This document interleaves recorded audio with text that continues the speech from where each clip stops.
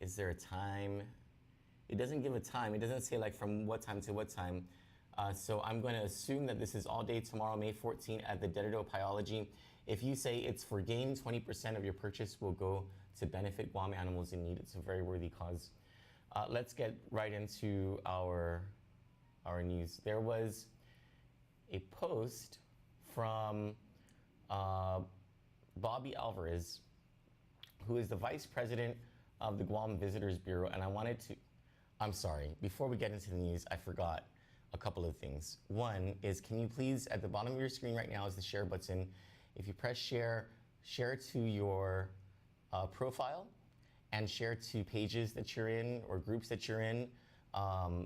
It has tremendously helped us to get our news out, and it will really help us if you do that right now. We very much appreciate the support that you give us. Our audience has been growing, and that has everything to do with the support that you guys give. So thank you very much for that. Secondly, I forgot to do the very first thing, and it's Name That Lesbian. So tonight's lesbian is what we know as a power lesbian. And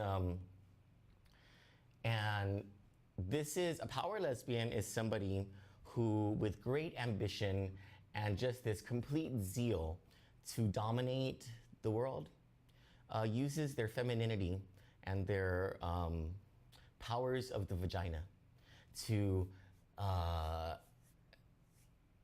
get ahead of everybody else. And sometimes they do all of these like dastardly things, like these criminal things in order to do that. So I want you to guess who tonight's lesbian is. Name that lesbian, and let's go to my screen so we can show everybody who tonight's contestant is. You see that? Can anyone guess who that is? Now that's former Governor Eddie Calvo's first cousin. Her name is Champ Calvo. I don't know how in the fuck you can be over 60 years old and not have any facial hair whatsoever. But he looks like a damn girl, if you ask me. So that's tonight's lesbian. If you were able to guess, kudos to you. You received some piggy points in heaven. Now going back to the actual news. So Bobby Alvarez is the vice president of Guam Visitors Bureau. And he wrote this Facebook post on his personal page that I have to tell you, like,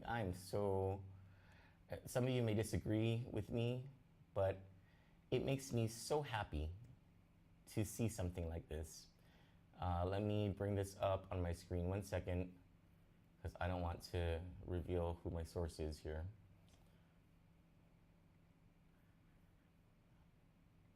Okay, can we go to my screen now?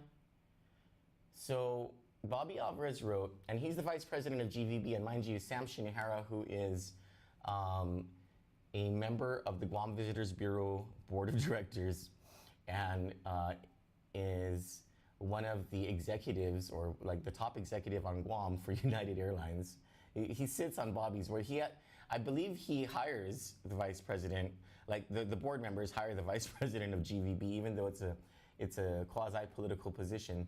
So Bobby Alvarez wrote, many people here on Guam really miss the old Continental Air Micronesia. We've since downgraded to United Airlines. I think United Airlines needs some competition and a lesson in customer appreciation and customer service. UA has been nothing short of a complete disappointment since its inception on Guam. There are 5 companies on this island who I just fucking hate. Number 2 on that list is United Airlines. And I was so sad when Delta left Guam. Like, really? You're gonna leave us with this basket case airline, United Airlines? Like, okay, first of all, now, so the local flight attendants, the flight attendants who are residents of Guam, like, a lot of them were shipped off to work elsewhere when some merger happened. And they were like really nice, you know? And then they had all these services on United and whatever, and then they were shipped off, and then we got, like, whenever you fly on United, and you go to the States or something, you get these flight attendants who are bitches. Yeah, like, let's just be real here. Some of them are grade A bitch assholes. Like, they deserve a special place in Mariana's dirty laundry. Oh, and I think one of them actually appeared in Mariana's dirty laundry. That's right, the bikini woman, the one who got beat down by all those kids. Now, think what you want about all that. But Bobby Alvarez has a point here. And the fact that he's the GVB vice president, well, when I saw this, I was like, oh, well, I guess the Leon Guerrero Tenorio administration has grown some major balls here. but then this poor guy. Okay, wait, let's don't go to my screen, or come off my screen so it doesn't reveal my source. So then there's a retraction. Replace. Let me bring up this retraction. Well, okay, there it is. Oh, no, don't go to my screen. Don't go to my screen. I'll just read it. It says, I sincerely apologize about a post I made regarding United on my personal social media account. This is from Bobby Alvarez. This is a post to Facebook that he made after he made that first post railing against United Airlines. He says, I made it in haste and it was in reaction to an experience some family members recently had. It was a bad judgment call on my part and I'm owning up to it. What I said earlier doesn't represent the tourism industry as a whole, nor does it represent the contributions by United to our tourism industry. United has been a great and long-time partner and should be recognized for the amount of support they have given to our island over the years. I apologize again to United and look forward to working with them to improve our visitor experience. Okay, whoever threatened Bobby Alvarez needs to be fired. Because Bobby Alvarez does not deserve to be fired for speaking his mind, especially since he is the vice president. There's a fucking cockroach that almost devoured me in front of our fucking eyes. And I didn't scream like a girl because I realized that there are a lot of you watching and I just didn't want that shit appearing on Mariana's dirty laundry. Holy shit. And I think it's because I have these Funyun chips.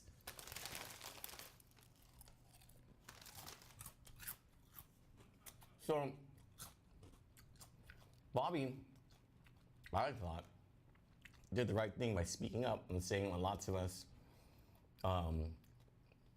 no experience about United Airlines and how shitty their service is. My business partner is probably like, fucking Troy, man. We're supposed to go ask United Airlines for ads. We're not asking fucking United Airlines for ads, all right? They're a shitty ass organization. So, I know exactly what this is. Sam Shinohara from United Airlines probably called up the governor's office and it was like, are you guys fucking kidding me? You have your GVB vice president posting all over his personal Facebook page that United Airlines suck, and we are the hometown carrier, and we are the ones who employ 2,000 people from Guam and blah, blah, blah, blah, blah, blah, blah, whatever, right? And which is not even true anymore. And Bobby's right, Continental Air Micronesia, they did have that reputation at the time. They were the single largest local provider of jobs in the private sector on this island. They were second only to the government of Guam. But in terms of the private sector, they were first.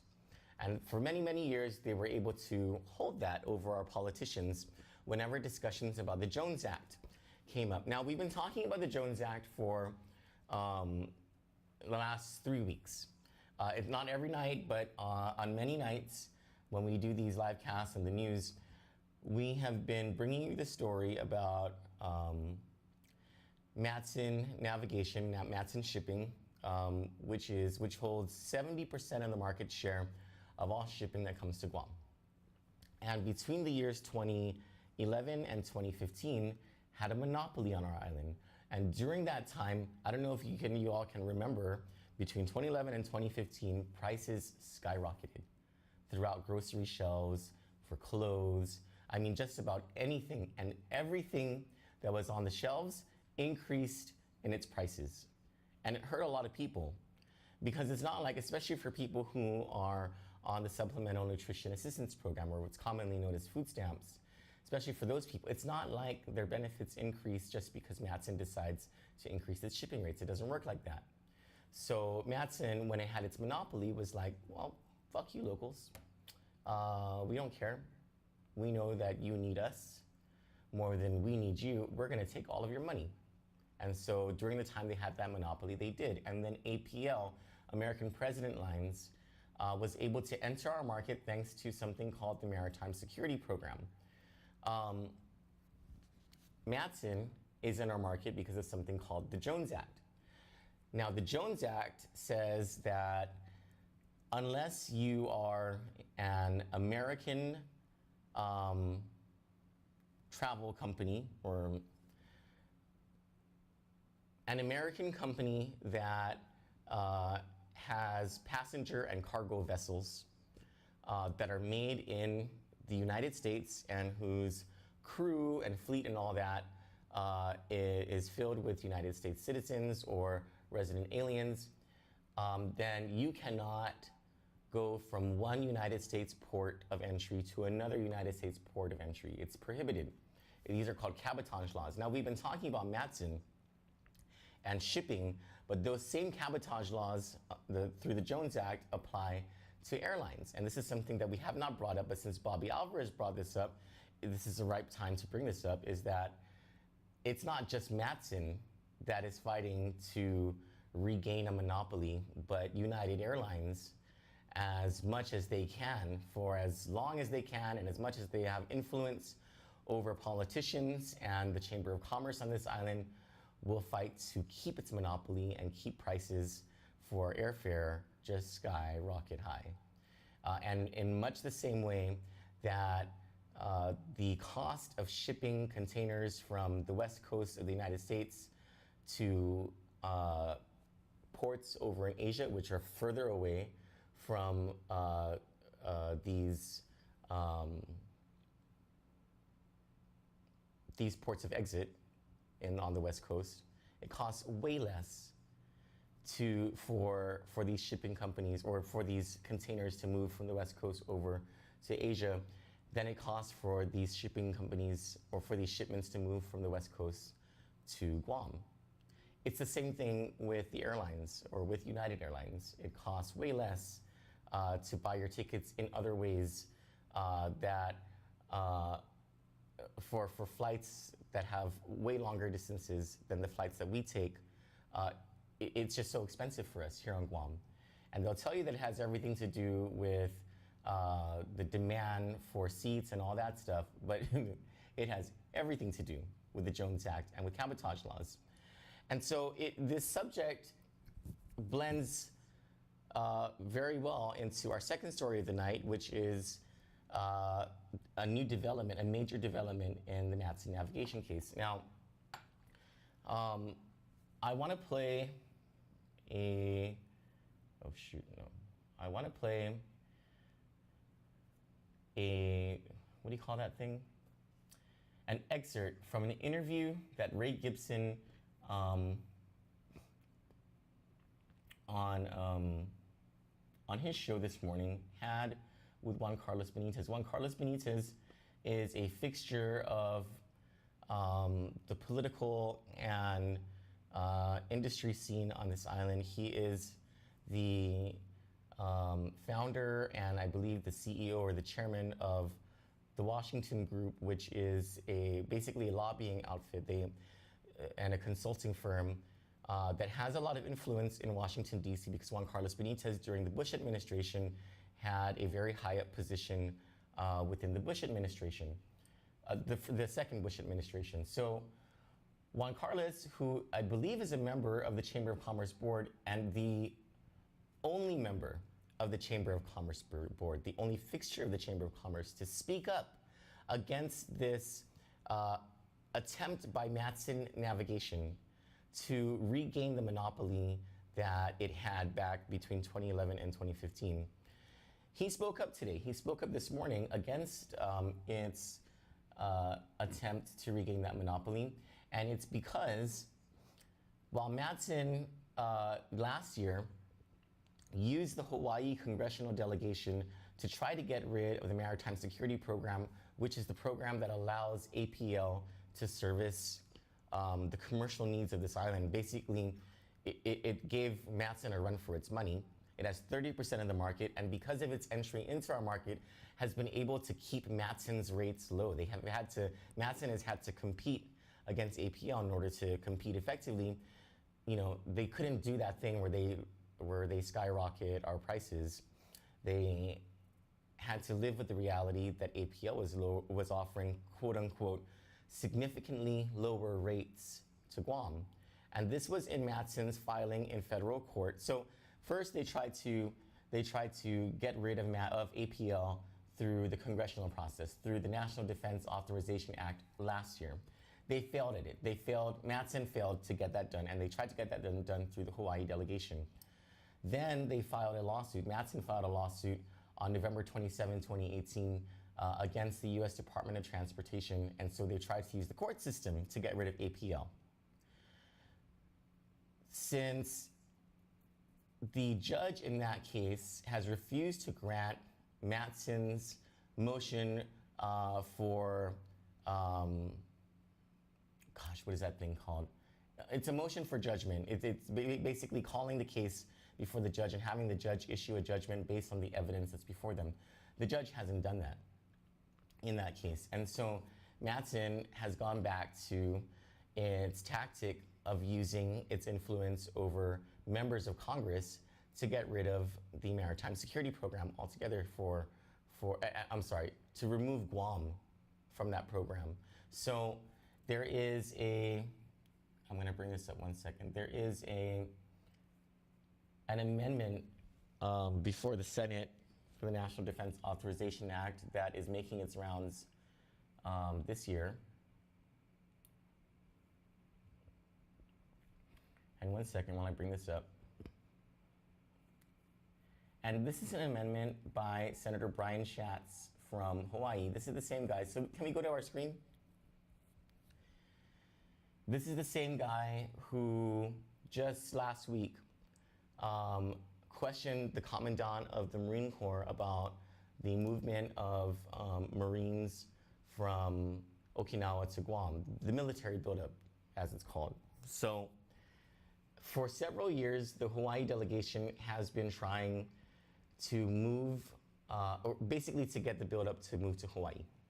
And of course, the Marines have been saying that doesn't make any sense because we have Guam and the Northern Mariana Islands, and they're in a much better position for the Marines to forward deploy in the event the Marines are needed in time of war or for peacetime purposes or to keep the peace. And so for several years, they've been trying to upstage Guam. Governor Eddie Calvo was very effective at squashing that entire baburias. But it seems that U.S. Senator from Hawaii, Brian Schatz, may look at Governor Lulian Guerrero as being weak on this matter and not having the influence that she needs to fight the Hawaii delegation, and is testing that. So we have Governor Lulian Guerrero going to Washington, D.C. She should have left already. She was scheduled to leave today. Her chief of staff, Tony Babauta, left on Sunday and is meeting her in Hawaii and then in Washington, D.C. to discuss this military buildup issue. I'm going to guess that this Matson and APL issue is going to be hot on their radar. We're going to ask Governor's Director of Communications, Janela Carrera, about this, because the same senator who was trying to steal the military buildup from Guam to Hawaii, Senator Brian Schatz, introduced this amendment to the National Defense Authorization Act, which effectively would get rid of APL as Matson's competition here in this island. And all that means for us as a people is that our rates, our prices will skyrocket. And it wouldn't even matter what our petitions are for redress of grievances, blah, blah, blah, blah, blah. It wouldn't matter at all. Because Matson having a monopoly over shipping means Matson can do whatever it wants and raise rates to however much it wants in order to provide profits to its stockholders. So that's that with that story. Now,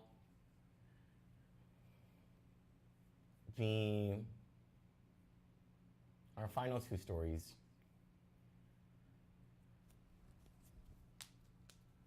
So many people have been asking, including relatives of Jericho Zion David, the 4-year-old boy who was murdered when he was hit by a car, driven by his neighbor in the cul-de-sac where they lived in Munga Court. Many people have been asking, why hasn't that woman been arrested? It's a good question. And we sent a message to Janela Carrera with the governor's office asking, and today was a busy day for her, we understand, but we were asking for confirmation that an autopsy has not been performed on this boy yet, which could explain why the police department hasn't made an arrest of this woman. We haven't gotten a response, and the reason that an autopsy is important before an arrest is made is because there is a certain period of time for the arrestee to be brought before a judge and be magistrated, and then indictments to happen, et cetera, et cetera. And if evidence like determination from a coroner as to cause of death isn't entered within this time frame, the case could be dismissed with prejudice, meaning that that woman will never face charges. So we went to the Guam Police Department and we talked to Sergeant Paul Tapao about this whole issue, and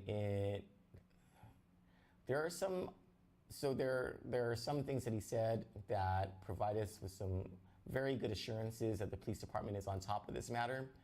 But there are a couple of other things that he informed us about that leave cause for concern. So let's bring you that interview in its entirety right now. Yo. Pardon me? Oh, okay. Sorry.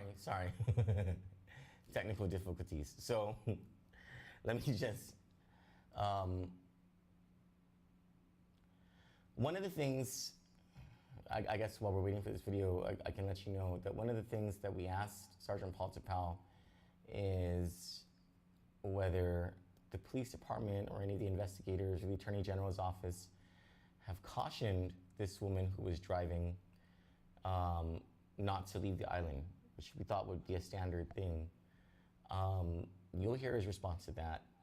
You might be concerned about his response to that, or the police department's response to that.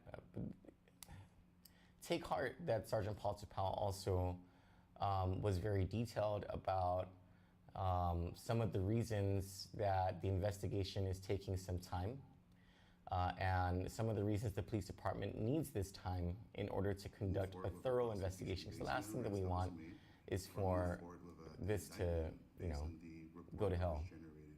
Are we ready? Warrants for probable cause to effectuate it. Moving or switching gears now to the issue with I'm gonna try it up. Okay. Zion who was hit. So here's the video. Allegedly was the neighbor of the family in Zion. What is the reason an arrest has not been made in that case yet?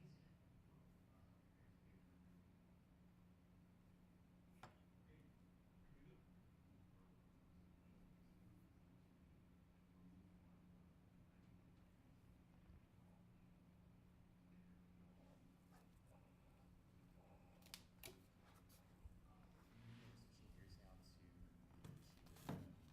issue with the 4-year-old boy Zion who was hit by someone allegedly was the neighbor of the family in Zion. What is the reason an arrest has not been made in that case yet? Well, like I explained earlier, it really, crash investigation requires a lot. So, just like any other death investigation, we have to make sure that we're going in with, with the proper reports, that pretty much tying up loose ends and everything that's required for investigation. So with crash investigation, or traffic investigation, there's a lot of science that comes into play. Speed calculation, drag factors, just the different things, perception reaction time, waiting for toxicology report from either the pedestrian or the driver, whether they submitted to a BAL or a urine analysis or blood withdrawal. These are the factors in which we incorporate. Then we will take a look whether impaired driving was a factor of the crash, whether speed was a factor of the crash, whether inattentive driving were plate factors of the crash. Now, for us to prematurely arrest somebody and we didn't dot our I's and cross our T's, sort of say, you know, this can actually come up and we're not going to bring any justice to the family and, of course, to the victim should we hit a shortfall with our investigation, because we do have, how do you say it, proponents or opponents that will, such as the defense side, that will argue our findings. And when we go in, especially with traffic investigation, we're going in with facts and science to back our findings that will give us a probable cause for an arrest. And if we don't fulfill that, which, you know, I'm very confident that our traffic investigators, we have reconstructionists that can actually pinpoint the speed, pinpoint, you know, any factors that will lead to the arrest. You know, if we fall short of that, then we're not going to bring any justice. So this is why the length of time and the tedious tasks that's beforehand with our traffic investigators. There's a lot of math that come into play. There's a lot of science that they have to work out. Same thing with our homicide investigation. We may have to wait for DNA analysis to come back from Quantico. We may have to wait for samples and everything, or whether it be human bodily fluids and everything. So these are things that we want to make sure that we have and we can move forward with that. Have any biosamples been sent to Quantico in this case? No, but we've sent other with other cases pertaining to homicide and everything, and I believe you know, some of them came back and stuff. So moving forward with where we are with our crash investigation, or this particular case that happened last week Tuesday, our guys are pretty much tying up the loose ends, and we should be moving forward with a finding, hopefully by the end of the week or by next week. Okay. Is there a person of interest in this investigation? With the crash? Yes. Well, there's two individuals that are involved. One is the victim and, of course, the driver of the car. So we're going to focus on that to determine, you know, just the different factors and stuff. You know, this really is a touchy moment because it's a 4-year-old kid, and, you know, it happened right in front of their house, and they really, I want to say, a cul-de-sac setting, you know, a small, tight-knit family area and stuff. So, you know, there's other people that need to be interviewed, but the two main focal point is the operator of the vehicle and, of course, the pedestrian. So we need to look at, some of the things that we look at is the pre-trip determination for both the victim and, of course, the operator of the vehicle. What were they doing before that? Where were they at? Did they have enough rest and so forth? So these are some of the things in which we have to put in and piece in for the investigation. Has the operator of the vehicle been requested or cautioned by the police department or any of its investigators not to leave island? Not at this time. You know, there is there's nothing that warrant that this individual may be a flight risk or anything, or anybody you know, that we may suspect may be a flight risk. Like I said, we're still conducting interviews. We're still moving forward with our fact finding, with our you know, our calculated measurements and everything. And once we get that, it's really it'll tell everything: how fast the car was going. You know, the braking. We even do as far as assessing the car to see if there's any defects or any recalls that may, you know, affect the driver's, how do you say it, the operator to make, you know, if I apply my brakes, where did I come to a stop in time, or is there a defect in that? So we look at different things such as the recall of the car, was our latest recalls, you know, some of the defects that the vehicle may have. But at this time, we don't think that this whoever may be a person of interest may be a flight risk. And last question, Sergeant Tafal. Gosh, my freaking memory just like went on me. Pardon me, I'm so sorry. Oh no, take your time. Oh, that's right. Go ahead. This case is different. Let's say in cases that have DUI, that the person is actually intoxicated, then an arrest would have been made right then and we there, can get right? samples right there and everything. Okay. So that's the thing that That's what makes it different, because I was looking at other cases we've and had- people that crash, you know, they crash, they get arrested right on the spot, and that's because they're intoxicated. Yes. With this lady, it just depends on whether it was an accident or not. Yeah, with his intention and everything. So, Right. Ms. Rosario, she is correct. We've had cases where we were actually able to get a murder conviction based on the DUI. We were, you know, we were able to pull blood samples, and we were able to base it based on our standardized field sobriety test, who determined that an operator at that moment in time during the course of the investigation was impaired. So, you know, the charges and everything that stemmed from that was added on relative to fact findings such as speed, you know, calculated efforts, but things in which we can actually draw urine analysis, samples, and everything that we can do locally and get a result to prove impairment, we can move forward with an arrest. Were any tests or samples taken to determine whether the driver was under the influence of either alcohol or drugs? I don't know where they were in the investigation. Had the driver or the operator at that time was impaired or shown signs of impairment, I can more than certain give you a fact that that person would have been arrested if our investigators had determined that at that moment of that crash that operator was impaired. Are you able to tell us whether any test was done? I don't know at this time. I really can't confirm that, and you know, just to protect the integrity of the investigation, and you know, we try not to really expound too much on what was done within that portion, but you know, I know for a fact, and Ms. Rosaro is right, that if we have a detection or you know some sort of hint that this person is impaired, we'll move forward with that. But And because she's not arrested right now, they did not find it. They didn't. yeah. But we're not sure if a test was done. No, but I'm saying in the investigation that night, they would have done some Mhm. kind of test on her to Yeah. make sure she wasn't impaired, drunk, or Under an influence. under Yeah, any impaired. influence. Yeah, whether they were driving impaired. So And if they found her to be impaired that night, she would have been arrested, and then Yes.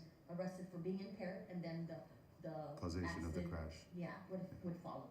Can we actually get a follow-up statement regarding whether a test was conducted, or even if it were that you are unable to confirm that because of the integrity of the investigation? But Yeah. I think our question on this would be, were tests done? Were tests conducted sure. that night? Yeah, so our investigators, and we have full confidence in our investigators. These are actual, you know, instructors, so to say, for the A-RIDE and the drug detection, and they're the ones who do the standardized field sobriety test. So we're talking about expert at their own field and everything, and at that time of the crash, our highway patrol and our traffic investigators were on scene. So if it didn't warrant a test or anything, and you know, based on their expertise and their knowledge of, you know, drug detection, if it wasn't given, then you know, it was based on their side of the investigation. And I remember that last question. It was, is the police department aware of reports made by Zion's family and by others in that neighborhood, that cul-de-sac specifically, of this driver or the car involved in the death speeding through the village? You know, it's funny you mentioned that because another media outlet had forwarded us information that was posted on Facebook. Now, I want to, you know, like I told the other media outlet and everything, and same thing with your followers and your viewers, that that particular Facebook post has no bearings to this investigation because of the fact that we're focusing on what happened in Manga Court, and these are the things in which we're looking at. Now, anything that happened, you know, prior to that, outside of the realm of the Manga Court investigation, then that has no bearings to this. I mean, it may, you know, it may not seem or sit right with the community because of the fact of some infractions that were actually captured and everything. That has no bearings on where we are with this investigation. But has anybody called the police department to report that this woman? Not to my knowledge. Not to my knowledge. I know other media outlets have reported that. I heard it on talk radio. I heard it. You know, I read about it in some of the print news and everything. But to my knowledge, I know the fact. I know the mayor, Melissa Soares, had you know had stated that there were complaints brought forth about speeding within that area of that the respective area in Dededo. But to my knowledge, I don't know if any complaints were made to the Guam Police Department. Now, somebody had asked, what can we do in line where, as a citizen reporting? If I'm the one that recorded it, Yeah. So what what happens? so what we do is, if you you know, see a violator of reckless driving or speeding and everything, because of the fact that it didn't happen in our presence, what we can do is you can be the reporting person or the complainant on behalf of the government of Guam, We'll be the reporting agency. We will take your information down. We'll summon the individual, whether you provide a driver's license or what, and we can provide, the information, and we'll issue the citation based on the violation that warrants the citation. Now, the caveat to this is that being that you are reporting, you're going to be the reporting agent or the complainant. You would have to go to court to testify on behalf of the government of Guam. So that's how pretty much a citizen can actually call in anything such as reckless driving, speeding, or even if they detect somebody driving on the roadways that are driving under the influence, they can actually come in and be a critical witness because it didn't happen in front of us. Like say we get a call, we're able to make the stop of the vehicle. All that information, the reasonable suspicion, will move forward for a probable cause for an arrest. We here at Candid have great faith in the Guam Police Department that whatever needs to be done according to their profession and working with prosecutors, though it doesn't seem like that is happening right now while this is a traffic investigation, is being done and will be done. But we do find it disturbing. We're just going to call it like it is. We're disturbed by the fact that this woman was not cautioned to stay on Guam. They've determined, though, that she's not a flight risk, except that she has been seen in social media pages posting about how this wasn't her fault and that the child came out of nowhere, though the video purportedly shows that that's just not the case. The child did not come out of nowhere, and there was ample time for her to stop, except that she's been known to speed through this area. We're going to try to get more about this. We're going to try to get answers from the administration regarding the coroner and whether an autopsy has been done, has been completed, and is now part of this death investigation. We'll try to get more for you. We're going to move on to our next story, which is just as heartbreaking. Is it unbelievable that the Catholic Church would use its considerable influence, even infiltrating the government of Guam, to cover up decades of sex abuse scandals against kids? Well, as we've learned from the 209 the 209 litigants in heartbreaking tale after tale of these child rapes, it's not something beyond belief about our past. But what is unbelievable, even for us here at Candid, is that in the midst of this litigation, it would continue its modus operandi of covering up its evil and shame by making the story of the rape of a 12-year-old girl go away, buried, with the proverbial shovels Dan Tidinko spoke of when describing what his criminal cohorts needed to bring to make the story of another criminal injustice disappear.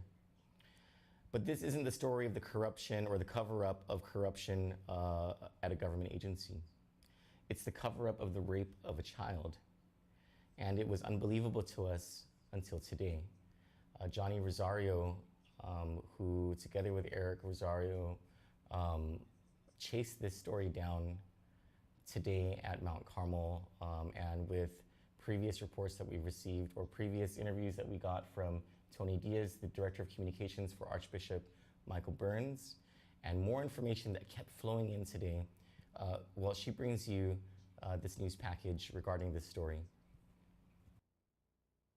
The Archdiocese of Agana has confirmed allegations of child rape against a 12-year-old female student of Mount Carmel School in Agate by 31-year-old James Bascon, a former maintenance worker at the school. And while the Catholic Church leadership tells us that Mount Carmel School principal William Sarmiento reported the incident when it happened last November, no one at the Guam Police Department can find this report. The Attorney General's office said they don't have it. Child Protective Services is remaining tight-lipped about whatever they know, don't know, or can't find. And confidential sources within the government of Guam have confirmed with us tonight that someone or some people who had custody of records in this case made those files disappear. Over the past week, we've brought you the story about the 12-year-old girl who was found by a Mount Carmel school parent in a car at the GPO parking lot late at night last November. Since we broke the story, more information has surfaced, trickling in the hesitation from the adults who were trusted with the safety of Mount Carmel School students. The first confirmation of information came from Tony Diaz, the Director of Communications to Archbishop Michael Burns. He told Candid News last Friday that Mount Carmel School Principal Bill Sarmiento, a former Republican senatorial candidate who ran for the legislature several times, indeed reported the rape to GPD and to CPS as soon as he was made aware. So we went to Mount Carmel today to hear this directly from Mr. Sarmiento.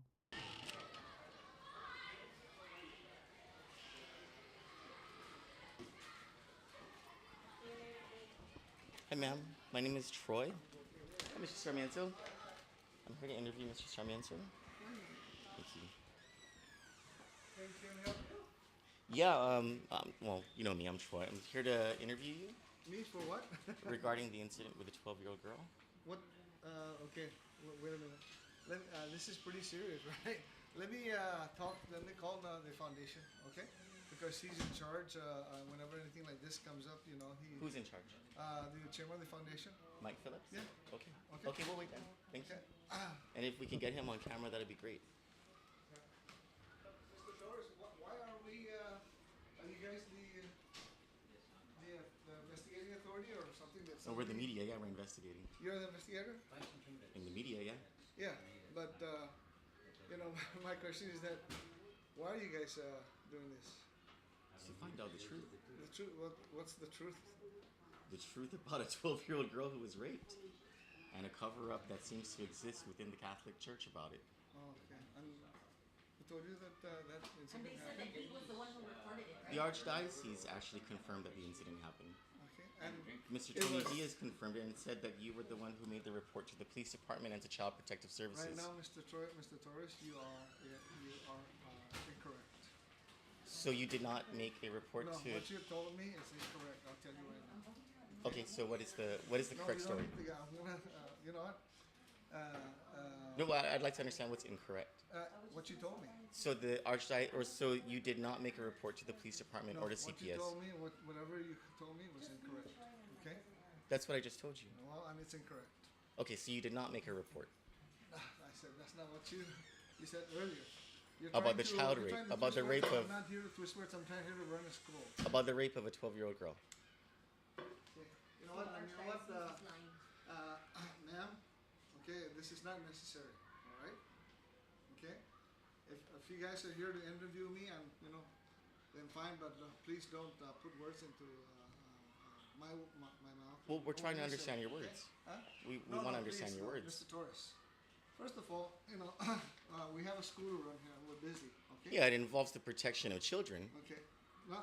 See, I don't have time to talk to you right now, especially with this thing. What you're telling me, what the incident happened, and it's so incorrect.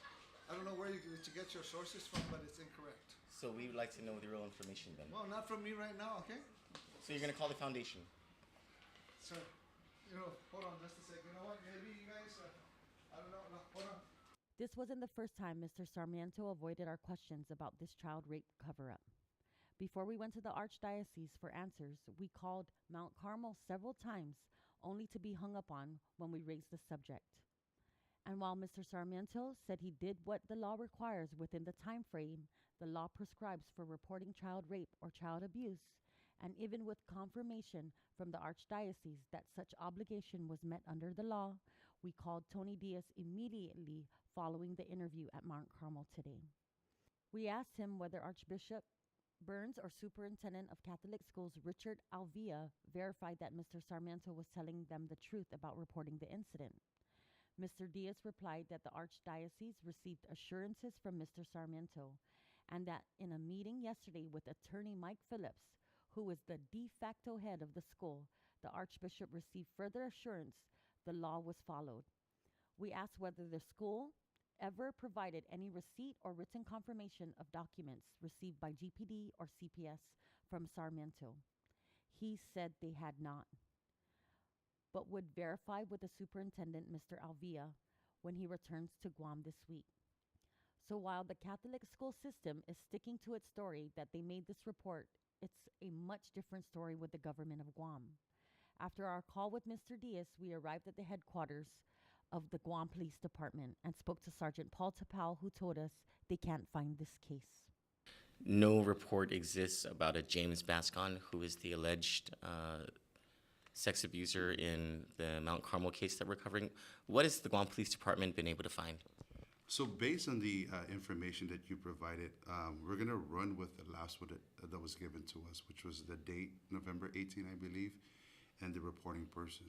So the way our tracking mechanism works with the Guam Police Department, when a complaint is filed, the number one things that will pop up is two of the importance. One is the complainant or the reporting person, and of course the suspect if he was arrested.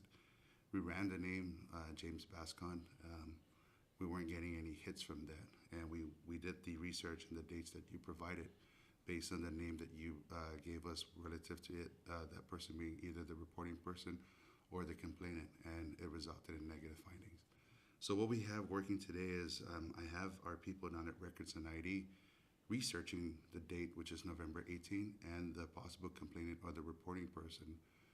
So the reporting person that was identified as the principal of Mount Carmel, which is William Sarmiento, we're running checks on that.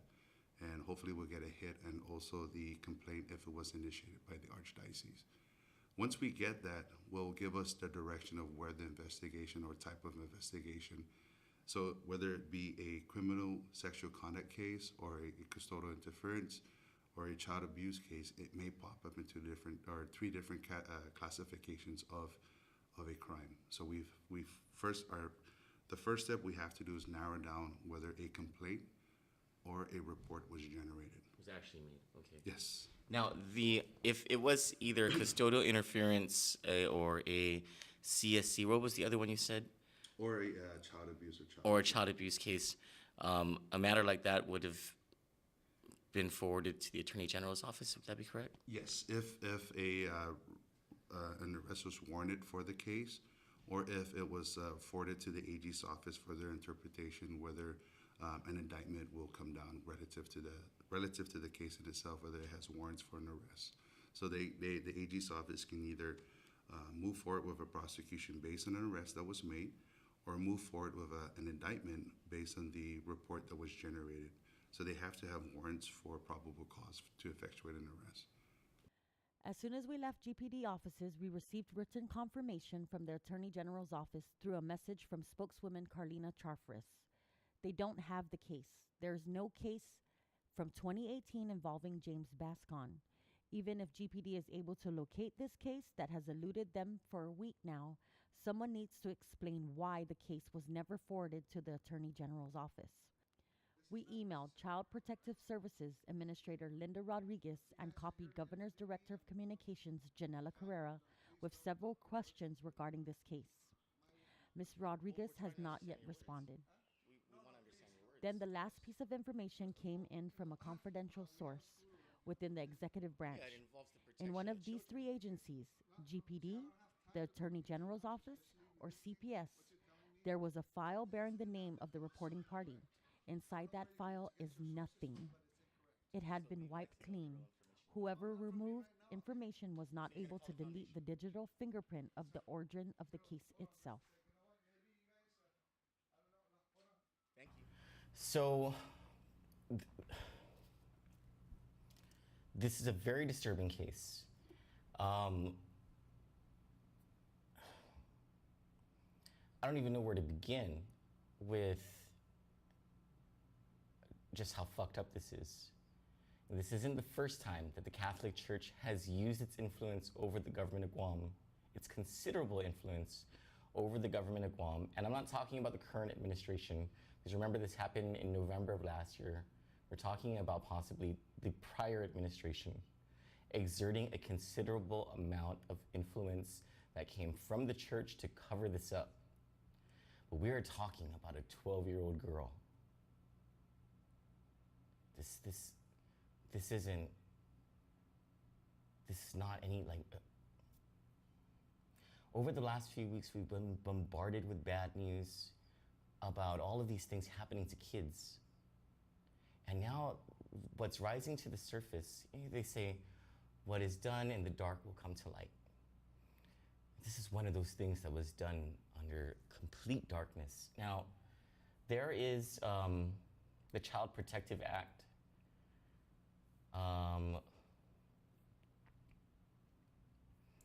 Can we go to my screen?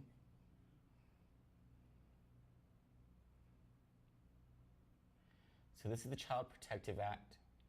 It was enacted in the 20th Guam legislature, and there are There are very specific reporting requirements.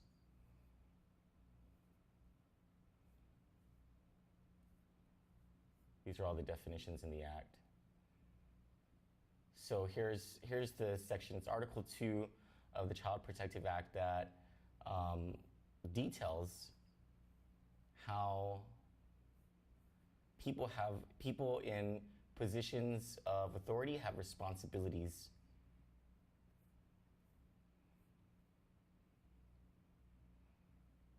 Any person who in the course of his or her employment, occupation, or practice of his or her profession comes into contact with children shall report when he or she has reason to suspect on the basis of his medical, professional, or other training and experience that a child is an abused or neglected child. No person may claim privileged communications as a basis for his or her refusal or failure to report suspected child abuse or neglect, or to provide child protective services, or the Guam Police Department with required information. So this is the basis of our questions about whether the Mount Carmel School made the report to Guam Police Department or Child Protective Services, and whether the Archdiocese verified that this actually happened. And when we say the Archdiocese, we mean the Archbishop or the Superintendent of Catholic Schools, Richard Alvia. After all of these overtures from the Archdiocese about how it's doing its part to protect children, how this will never happen again, that under their watch, under the current Archdiocesan administration, this kind of thing won't happen again. We're now learning that it happened in November, and from November until today, it has been covered up.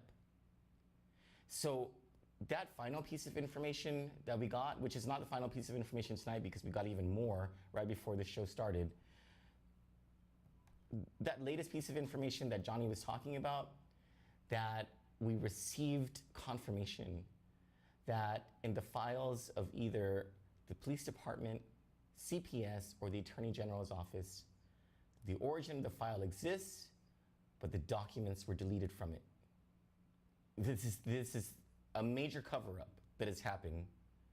And the fact that yesterday was Sunday, the Sabbath in the Catholic Church, and that the Archbishop had the time to work on the Sabbath by having a meeting, an emergency meeting with Attorney Mike Phillips, who is the head of Mount Carmel School, about this situation, tells us there is something here that is just so despicable and so wrong. And then learning that files had been deleted is crazy.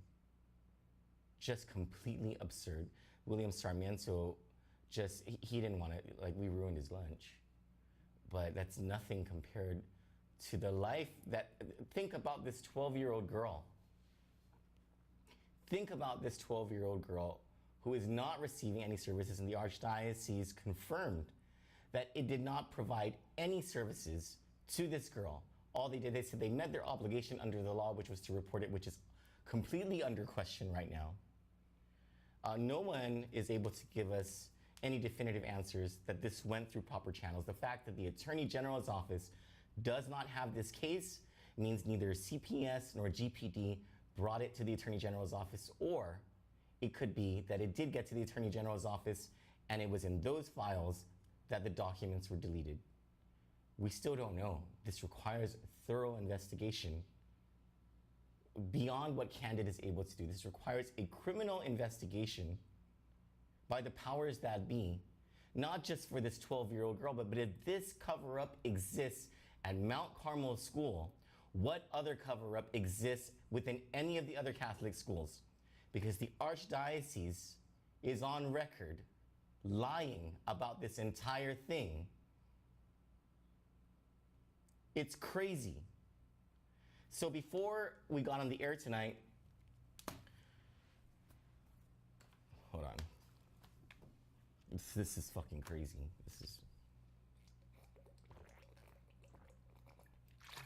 Oh my God, I bet it sounded like a camel. Before we got on the air tonight, we received a call from a source. Because when we broke the story, we told you about how this 12-year-old girl admitted to Principal Bill Sarmiento after a report supposedly was made to authorities that she had been having a relationship with James Bascon for 2 months prior to being caught at that GPO parking lot. We wondered, how in the world did she have a relationship for 2 months and no adult noticed? What we found out tonight was that there was an adult. There was at least one adult who noticed, and his name is Warren Camacho, vice principal at Mount Carmel School. And he was in a position to notice very much what was happening because of certain activities that this girl was involved in school. Mr. Camacho had certain supervisory duties and responsibilities and was able to supervise the release of this girl to the custody of that maintenance worker, and did so several times without the authority or the permission or even the knowledge of the girl's parents. The vice principal of this school. Now, whether he's been questioned by CPS or GPD or the Attorney General's office remains to be seen. But this cover-up is deep. And there's some other angles that we're working on this, and we're gonna chase it down tomorrow. We're not gonna say what it is because we don't want to tip our hand. But it may or may not involve the parents of this girl, which would be the saddest situation if this were the case. That's all we have for tonight. Well, one more thing. If you're a parent, if you notice a major behavioral change in your child, don't chalk it up to just puberty or growing pains. Something's happening. There's something your child's not telling you. There's a secret that your child is keeping, maybe because he or she is ashamed, he or she is hurt, he or she has too much pride and does not want you to come to their aid, or they believe that they've done something wrong when they are not doing anything wrong. They're the ones who are being wronged. They're the ones who are being hurt. They need you more than anything in the world at this moment to be there for them. Get that information out of them. Pay attention to the adults who pay attention to them. And anything that seems out of the ordinary or just a bit uncomfortable about some other adult's attention on your child is a cause for alarm, because this kind of sickness, it isn't just limited to Paul Moffness Jr. or to Glenn Santos or whoever has been accused and convicted of criminal sexual conduct against kids. Many times this involves parents themselves, uncles, aunts, cousins, teachers, maintenance workers at the school. Be on the lookout and be vigilant about your kids, because there are a lot of predators out there. From our studios here in Hagåtña, my name is Troy Torres. Buenas Micronesia. Thank you so much for watching tonight. Please share this video, and we'll have more for you on this case and others when we come back tomorrow. Good night.